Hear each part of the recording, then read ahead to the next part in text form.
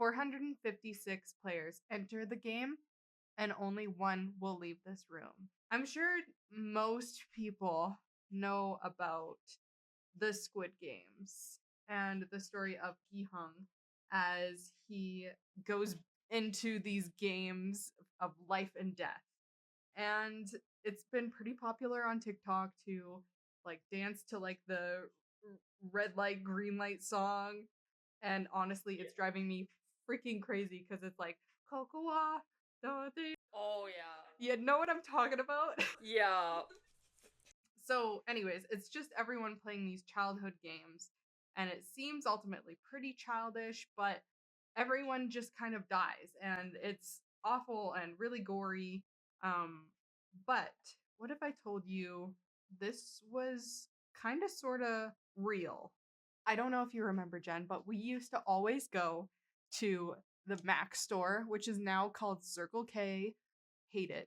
I will forever call it Max. But we used to always walk down to the Mac store to go get our slushies, or if you're me, you would have bladder control issues and end up peeing yourself on the way. But that's neither here nor there. But imagine we're back in our childhood days and we're walking out to go get a slushie, to go get a little icicle, and it's blisteringly hot. That's when a policeman walks up to us and he says, "Hey, where's your parents?"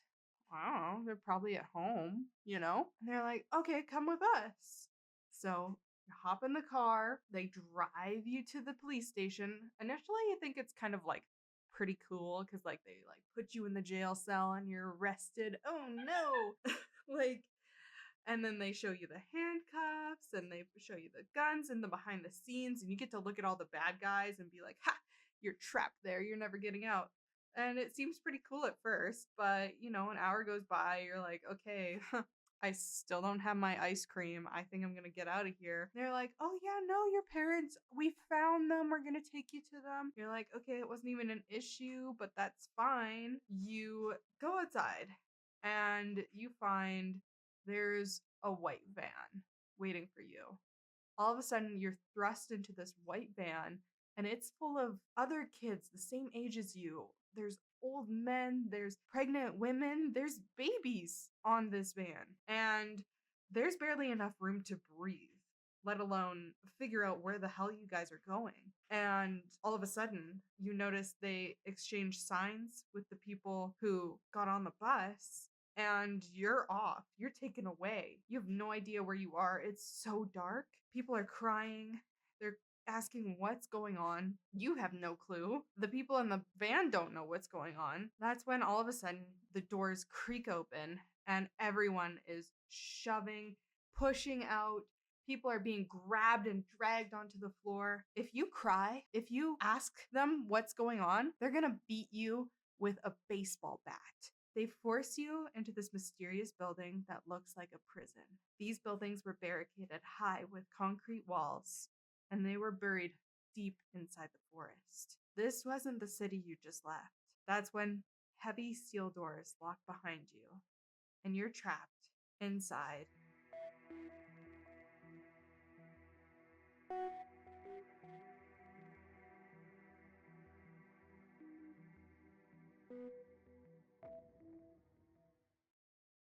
Hi, and welcome to the Decomposing Flower podcast. We're excited to have you here as we delve into some truly intriguing and, yes, occasionally disturbing true crime cases. I'm your host, Kira, and with me is Jen.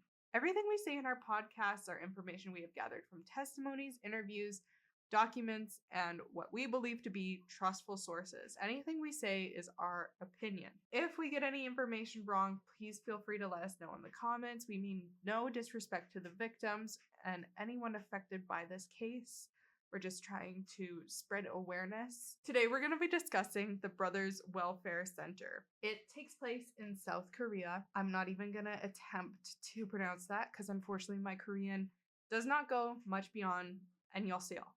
Okay?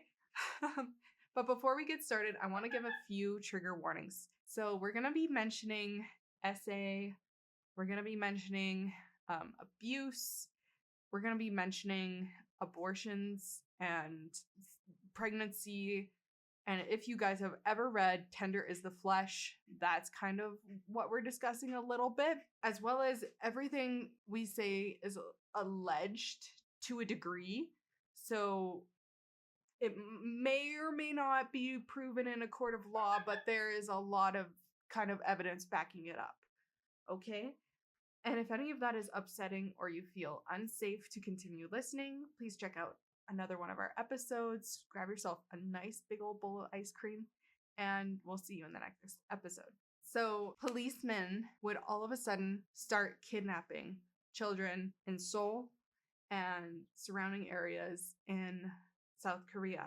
Sometimes they would go into the police stations and be taken away in these vans, or sometimes it wouldn't even be kids. It would be little babies or elderly people or people who just couldn't happen to find their ID, people who happened to be drunk on the streets. Like, it truly did not matter who these people were. They were just shoveled and taken away into these vans. The minute they cried, questioned, or complained, they were being beaten. As soon as you were locked behind the heavy steel doors, which strongly resembled a prison, you were met immediately with rows and rows of bunk beds. 80 to 100 people could fit in kind of any given room, and they made sure it was maxed out. Sometimes there would even be 4 people, they said, crisscrossed in between on these bunk beds trying to sleep, and everyone had the same blue uniform with white stripes. They had shaved heads, and they no longer had names. They had numbers. Oddly, very similar to the Squid Games. However, this was not a game. This was a story of survival and a battle to survive what would be 3 decades of abuse. The only thing they were provided was a set of blue training suits, rubber shoes, and a piece of nylon underwear. They rarely had the chance to take a shower. Lice was abundant in these, I'm going to call them prisons, even though they were called wellness centers. They had not enough nutrients to survive, as they were often fed rotten fish and stinking rice every single day. Everyone was malnourished and skinny, or at least most people were. And we'll get into that. That's not even the worst part. In these dormitories, or these rooms that housed almost 100 people, SA would occur every single night. Sometimes in the corner, sometimes right on the bed. They did not care. And for someone who just arrived, you had no clue. They gave you no instructions. And if you ask questions on what to do or where to go, if you ask you, even in the same bed as you, what's going on, what should I do, you would probably be beaten. It would be 5 a.m. when an alarm would go off, screaming. You'd wake up in a panic, not knowing what's going on. Everyone would just usher out of the room in straight lines, and you would just follow. You wouldn't know what's going on. You'd shove on this blue uniform and walk out into the fields in the front yard, where it would be like you're in the army. Everyone was lined up in these rows, like straight as straight could be. If you were slightly out of line, you'd be beat. There were divisions, and you had a commanding officer, like you would in the military. Like I mentioned, there would be kids, babies, and elders. And in these fields, there would be what seemed to be thousands and thousands of people in rows and rows.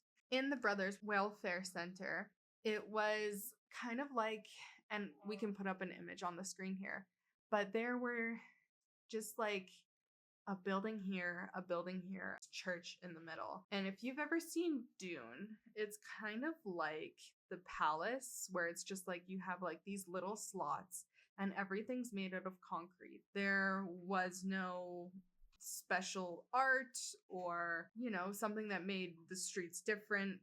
No. But however, these compounds would be like little towns because the residents would never get to leave.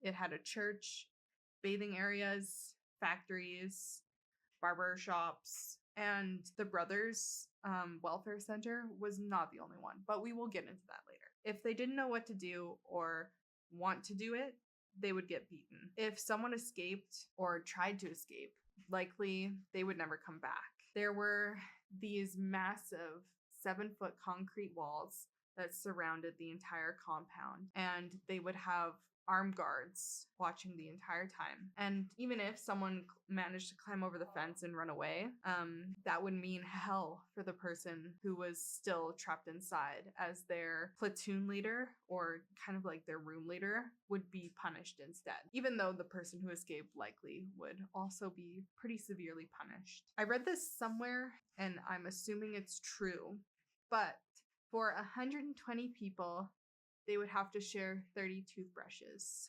They had one uniform for the entire year. And you'd ask, what are they exactly doing in these compounds besides beating them and subjecting them to the worst kind of abuse imaginable? They also had to do forced labor, and that wasn't limited to construction. That would also be like making toothpicks or making fishing rods or weaving clothing. And at the end of the day, if you didn't meet the quota, everyone, and I mean everyone, got beat. So it was truly everyone had to work as hard as possible, because not only did they not want to get beat, they didn't want the person next to them to get beat. And with so very little food, these people often had to resort to eating rats or whatever they could manage to scavenge, even though what they were eating was rotten food. So the sexes were also divided, and there was a women's section as well. There was a lot of essay happening there, and once a woman was pregnant, someone would come in the middle of the night or sometimes during the daytime. And again, the people working there and guarding them and whatever, playing their little military games, they didn't care whenever they would essay someone or beat someone or deal with pregnant people. They would just do it right in broad daylight. And so these people would come in when they knew a woman was pregnant, and they would inject them with a random substance, and the next day the woman would not be pregnant. I was also reading, and they had babies at these facilities. Sometimes you would see 70 or 80 babies in the infant nursery, and then all of a sudden one day you would see 20 or 40 be gone. And this would happen repeatedly. So it's very tender as the flesh. And if you've never read that book, it's truly horrifying. But it basically is the story of, if we didn't have meat left in the world, what would we do? And so there would be breeders and there would be the bread, pretty much. And because there's no animals, what our meat would become is human. But it's essentially the story of dehumanizing people and working them into meat mills. But I mean, this is not confirmed or denied. This is just me kind of making my own hypothesis that even though they would sometimes abort pregnancies, what they could do is also keep the pregnant women, and have the baby and use that for the trafficking ring that was also happening at these organizations. As an investigation by the Associated Press discovered direct evidence that the Brothers Welfare Center organized the adoption of 19 children from 1979 and 1986, as well as indirect evidence showing at least 51 more such adoptions. The adoptive parents in the West were unaware of the horrors that were happening at the place where their children once lived, or that their payments likely helped fund the abusive facility that used slave labor to enrich its owner, because there was one guy that was behind the scenes. And the biological parents back home in South Korea also didn't know that their children were at the brothers' welfare facility, let alone sent overseas. That isn't to say women were the only ones being essayed, as men were also frequently essayed in front of everyone, and it did not matter. Choi Sang-woo, who was a survivor, he was 13 when he was taken off the streets on his way to school. This was a little boy who had his backpack and he was ready to go learn. A police officer asked him to stop and started searching his bag. He had half a loaf of bread, which was part of his lunch that he was given from school. The police officer asked where he stole the bread from, and it was then and there that he was tortured with a lighter. The police officer used the lighter on his parts and also subjected him to beating, saying that Sung-woo wasn't going anywhere until he confessed to his crime of stealing half a loaf of bread, which wasn't even true, as it was given to him from the school. And Sung-woo, just wanting to go home, said, I stole it. I stole it. Please let me go. And he did let him go, the police officer. He let him go right to the Brothers Welfare Center. After 5 years of being in the Brothers Welfare Center, Sung-woo was subjected to the worst kinds of torture imaginable. As when he first got there, he was placed into a platoon, and another inmate who had risen to become a platoon leader, as in the facility, they often, or all the time, pinned other inmates or other stolen people against each other. And this platoon leader was given authority to educate others, which meant he was just allowed to use whatever force necessary if he thought this guy was being out of line or just because he could. Honestly, it was just because he could. So this platoon leader and some other guys took off all of his Sung-woo's clothes and poured a bucket of water on his body, and they forced him to just lie there. And while he was trying to sleep, shivering naked, the platoon leader came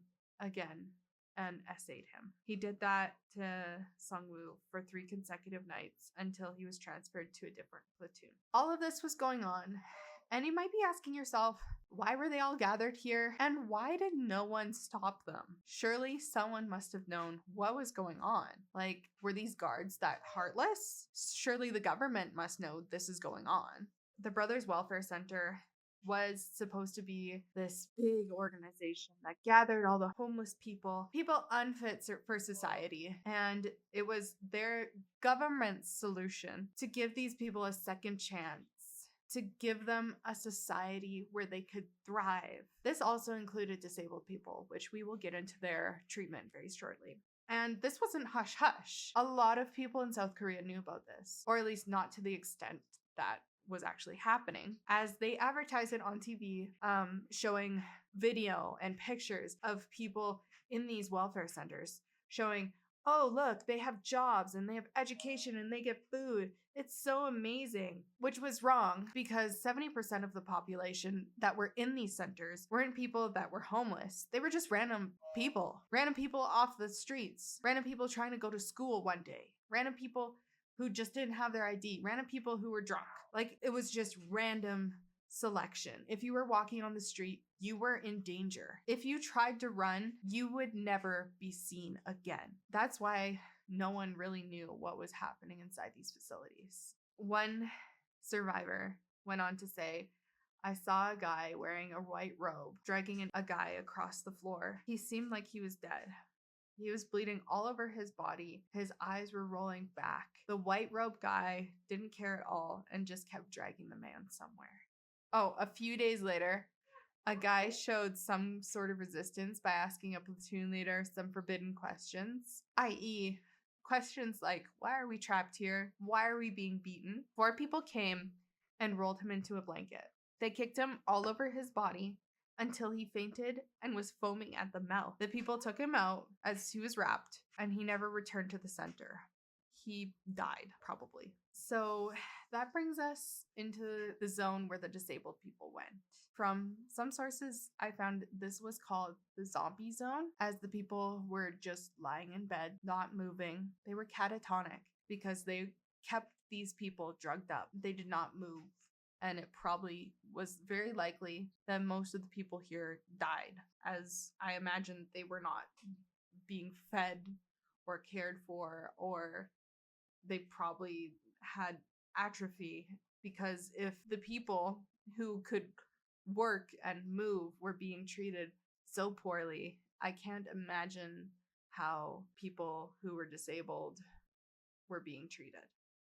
And there really isn't a lot of information that I could find on what happened or the survivors who were disabled. And that's just kind of horrifying on its own. There was this one guy named Chung, and he was taken off the streets when he was 14. Eventually, after years of being in the wellness center, he found his father, who was forced into this camp. It happened after his father became drunk and depressed and kept going to the police stations and asking them for help, asking where his son was. He kept looking on the streets trying to find his son. He became destitute and deemed unfit for society. So he had to go into the center. His dad didn't survive. And to this day, that's a family that's been forever shattered. And the most horrifying thing was the brainwashing that occurred. Because there was one central church to this whole thing. And people were ushered in by the hundreds into this church where the big boss behind it all and the people who were being, or the people that did the beatings and the guards, they were being praised. They were being compared to God. They were doing God's will. And then the sermons would begin. And all the people, the victims, they were being told that this is what God wanted. This is what God commanded. He commanded them to get beaten. This was his will. He wanted them to get essayed. It was just, it was because they weren't good enough people, and this was going to reform them. So eventually, when these people got freed, they had to live with that in their head, that constant stigma that this was their fault. And they were just not good enough. Years and years and years, they were being pelted by this. And understandably, they were very scared eventually when the time came for them to talk about what happened. So, there's a couple different sources about the whistleblower that blew the whole scene up. But allegedly, in 1986, Mr. Kim, who was a prosecutor, was out hunting when he noticed through the forest, through the trees, that there was a group of people beating this guy. There were dogs barking and threatening the prisoners, and he noticed them drag this body back in to the gates where they were locked back in. As Mr. Kim looked into this, he knew there were multiple different areas, but this area, there seemed to be about 900 kids and about 3,000 more that worked here. This was all led by a man called Mr. Park.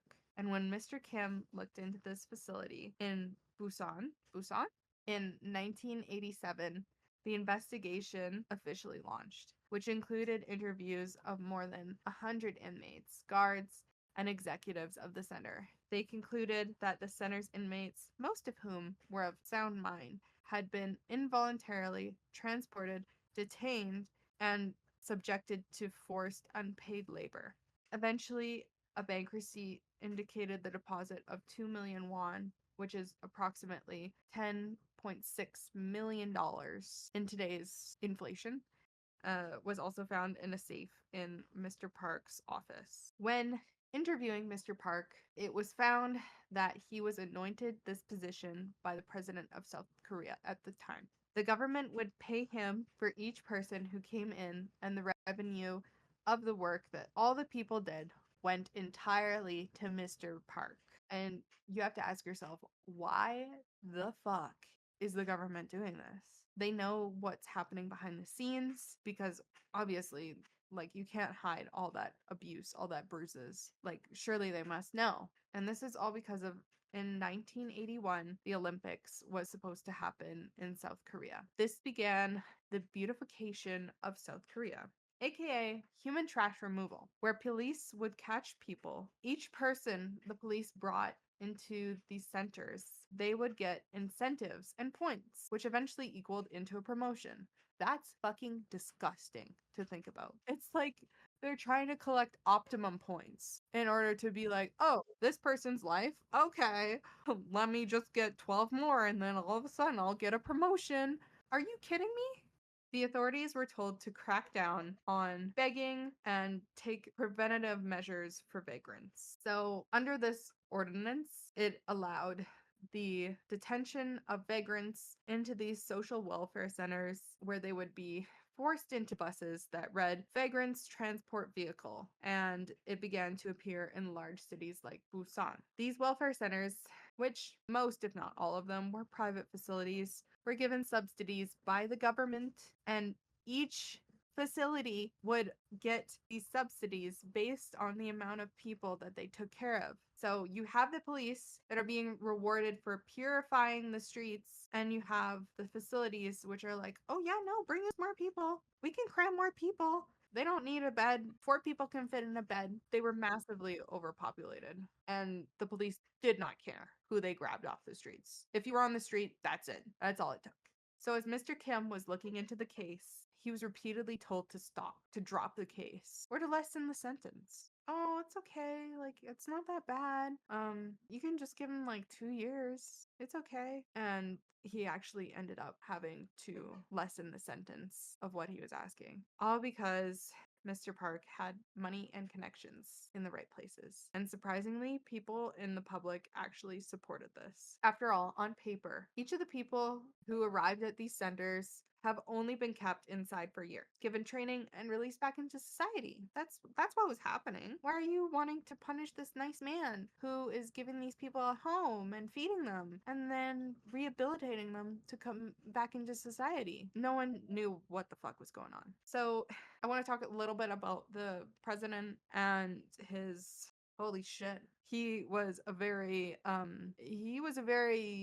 crazy guy. So his 18-year rule, his name was Park Chung-hee. His 18-year rule was closely associated with the Miracle on Han River, which essentially translates to South Korea's transformation from an impoverished country into the world's most advanced economies. So his rule took immediately after the big Korean War, and this enormous economic expansion came at a very heavy cost, which was due to his authoritarianism. My gosh, that word is hard for me.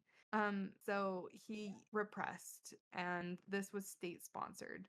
There was so much political violence, and it did not matter what happened. After his assassination, Chung Do-hwan was the new president, and he was a Korean soldier and politician, and he was the president of South Korea from 1980 to 1988. He also tried to rule over South Korea with an iron thumb, but he was quickly slapped out of there. So just so you know, that those are the lovely, lovely people that gave the okay for treatment like this to people in South Korea. And I mean, no disrespect to South Korea right now, but back then, you probably shouldn't be beating up people for walking on a street. Mr. Park was ultimately sentenced to 2.5 years in prison. It was in 1987 that these camps officially were shut down, but similar welfare programs still continued. And I'm sure